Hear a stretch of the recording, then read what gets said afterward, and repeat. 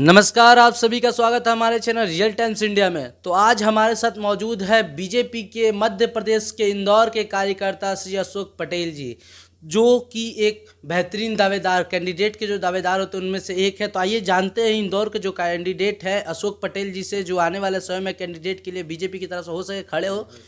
तो मैं उनसे ये जानना चाहूँगा कि सर कोरोना जो चल रहा है सर, पहले तो आपका बहुत बहुत स्वागत है हमारे चैनल में रियल टाइम्स इंडिया में। सर पहले मैं ये बोलना चाहूँगा सर, कोरोना सर आजकल पहले एक अटैक किया था जिसमें सर भारत एक बार उभर के बाहर निकला सर, लेकिन फिर से सर कोरोना वापस से अटैक कर रहा है भारत में। तो सर इसमें बंगाल की जो राजनीति हो रही है, बंगाल में जो विधानसभा चुनाव हो रहा है, इसमें सर जोरों शोरों से रैली किया जा रहा है, चाहे प्रधानमंत्री की रैली हो, चाहे गृह मंत्री की रैली हो, चाहे बंगाल के मुख्यमंत्री ममता बनर्जी की भी रैली हो, इसमें लोग काफ़ी संख्या में उभर रहे हैं सर।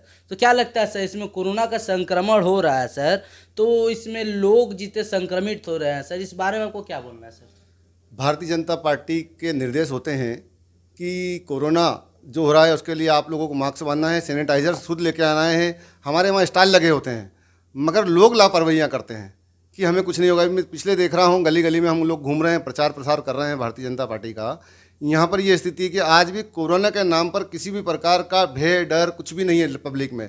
यहाँ जागरूकता बिल्कुल नहीं है, इसके कारण भी कोरोना के बढ़ रहे हैं केस, इसी कारण ही बढ़ रहा है। तो लेकिन सर ये बताइए सर कि जो बंगाल में इलेक्शन में, जबकि गृह मंत्री जी ने दावा किया है, बीजेपी के गृह मंत्री जी अमित शाह जी ने दावा किया कि 200 पार का जो दावा किया है, लेकिन सर जो हिंसा हो रहा है बंगाल में, उसमें क्या लगता है सर, हिंसा के दौरान आप लोग 200 के पार सीट का जो दावा पूरा कर पाएंगे? देखिए मैं जो देख रहा हूँ समझ रहा हूँ, यहाँ पे 200 से ज़्यादा सीटें आएंगी, क्योंकि हम लोग जो जाते हैं गलियों में, वहाँ देखते हैं समझते हैं उन लोगों से जो बिल्कुल बोलने में डर रहा है कि टीएमसी का कार्यकर्ता अगर देख लेगा हमको आपसे बात करते हुए तो शायद हमारी वो नौकरी भी छीन लेगा, हमारा मकान भी छीन लेगा वो, या मकान भी तोड़वा देगा, या हमारे मकान पर बम भिजवा देगा। इस तरीके की धोर धपड़ देकर पब्लिक को बोल रहे हैं, मगर पब्लिक ये हमें आश्वासन दिला रही है कि आप निश्चित रहें, इस बार हम परिवर्तन करके दिखाएंगे। क्योंकि ममता जी ने 10 साल के अंदर जो हमें शोषण दिया है वो हम नहीं झेल सकते।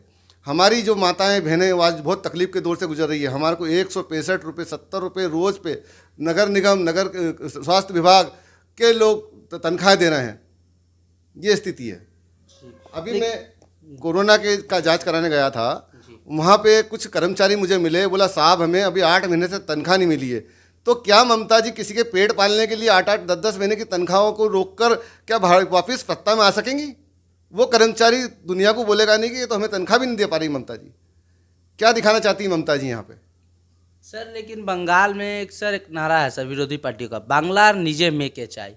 सर अगर आपकी सरकार आती है बंगाल में, तो सर निजेर में यानी महिलाओं के लिए आपकी सरकार क्या करेगी सर?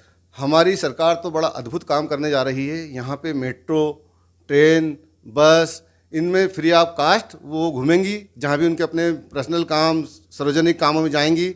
महिलाओं के लिए 33% का आरक्षण रखा है। बच्चियों के लिए केजी से लेके पीजी तक की फ्री ऑफ कास्ट वो रखी है, पढ़ने की पढ़ाई, कि वो पढ़े और वो अपना अच्छा बने, खुद मजबूत हो महिला। और 2 लाख रुपए शादी के लिए दिए जाएंगे महिलाओं को जो लड़कियां रहेंगी। सर लेकिन यहाँ तक कि विरोधी पार्टियों द्वारा दावा किया जा रहा है कि बीजेपी अगर बंगाल में आती है तो मुस्लिमों के लिए खतरा होगी। क्या लगता है सर, इस बात में कितनी सच्चाई है सर? ये तो सरासर गलत बात है। ये हमारे लोगों को बांटना चाहते हैं।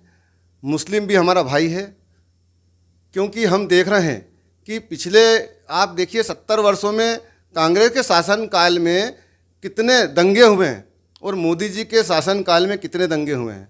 राम जन्मभूमि जैसा मुद्दा शांतिपूर्वक निमट गया, ये मोदी जी की एक मिसाल है। कश्मीर का धारा 370-35 से जैसा मामला शांत हो गया, ये भी तो देखने को मिला ना। कोई मुसलमान ने कोई दंगा करा। तलाक का जो मामला था उसके अंदर देख लिए इतना बड़ा काम निपटाया मोदी जी ने, उसके अंदर कोई दंगे हुए क्या? बेवजह की बातें करने को दे दो ममता जी की सरकार को, और कोई काम नहीं है। सर मैं ये जानना चाहूँगा सर कि ममता बनर्जी जो है बंगाल के मुख्यमंत्री, उन्होंने हर बार कहती है कि जो बीजेपी है जो बंगाल के कल्चर के बारे में नहीं जानती है। जी सर, तो मैं ये जानना चाहूँगा कि उन्होंने जब भी दावा करती है बंगाल के कल्चर के बारे में, बंगाल की संस्कृति के बारे में, तो बीजेपी या अन्य लोगों को बाहिरोगत यानी बाहरी लोग कहा जाता है सर। देखिए, ये तो बड़ा हंसी बात है कि बंगाली भी तो हमारा भाई है, हम भारतीय हैं। सबसे पहले हम भारतीय हैं, उसके बाद बंगाल है। बंगाली तो भारतीय है भाई। अगर हिंदी भाषा भाषी यहाँ पर रह रहा है तो उसको हिंदुस्तानी बोला जाता है। अरे हिंदुस्तान में तो बंगाल है, कहीं अलग है क्या? आप बताइए। ये तो बड़ा सरासर एक भ्रम फैलाकर बंगालियों को और हिंदी भाषा भाषियों को बांटने का षड्यंत्र कर रही है ममता जी। सर मैं यहाँ तक ये देख रहा हूँ सर कि बंगाल इलेक्शन में दिखाया जा रहा है कि बड़े बड़े नेता बीजेपी के जो बाहर से मतलब यूपी से, बाहर में नहीं कहना चाहूँगा, भारत के अन्य राज्यों से, जैसे यूपी से हो गए, मुख्यमंत्री जी भी दौरा करने आते हैं, भारत के प्रधानमंत्री जी भी दौरा करने आते हैं, गृह मंत्री जी भी दौरा करने आते हैं। तो सर ये क्या कहीं तक कोरोना संक्रमण ये सही है सर? नहीं, कोरोना तो ये अभी 15 दिन से वापस स्पीड पकड़ी है कोरोना ने। उसके पहले कोई कोरोना का कुछ था नहीं। ये भी वो थोड़ी सी लापरवाहियों के कारण, यही ममता जी की सरकार के कुछ लोगों ने ध्यान नहीं दिया, इसलिए कोरोना बढ़ने लगा यहाँ पे।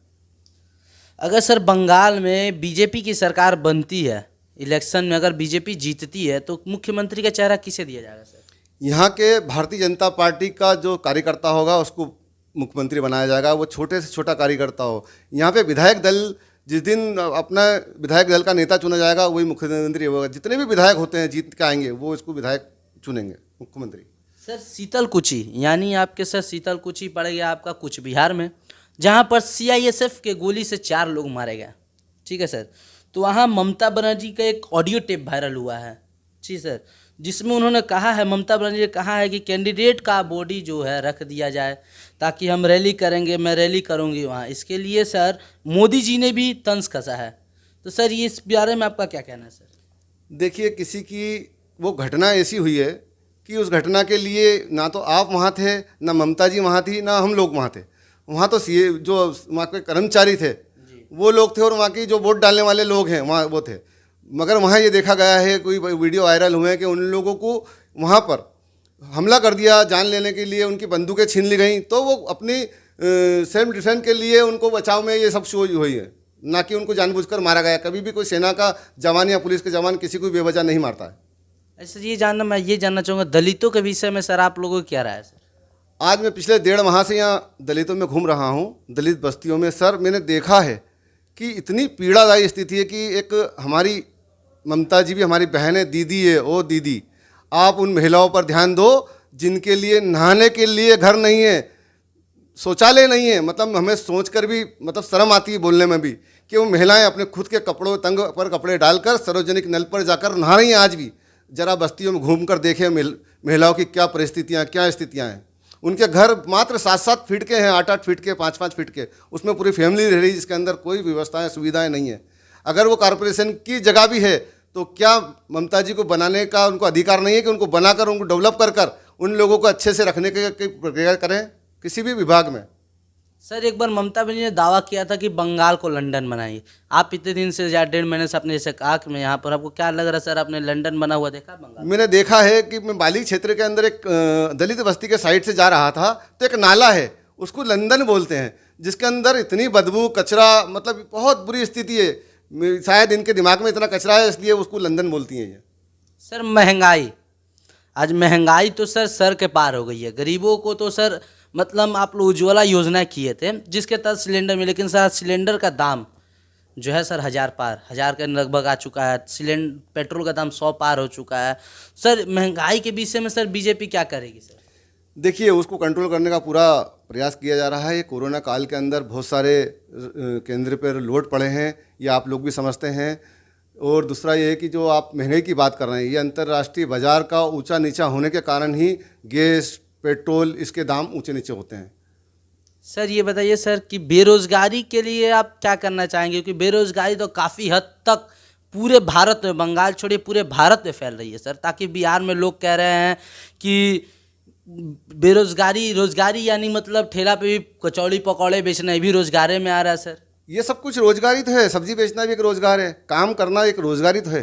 सर पढ़े लिखे लोग भी वही रोजगार करेंगे क्या? नहीं, उसके लिए योजनाएं बन रही हैं, उनके लिए लोन दिया जा रहा है, उनके लिए इंडस्ट्रियों के लिए समूह बनाकर इंडस्ट्रियां खोलने के लिए प्रावधान है। आप अभी योजना आयोग के नियम पढ़िए, आपको मालूम पड़ेगा कितनी, मगर लोगों की जागरूकता नहीं है उसके अंदर, वो नहीं जा पाते हैं।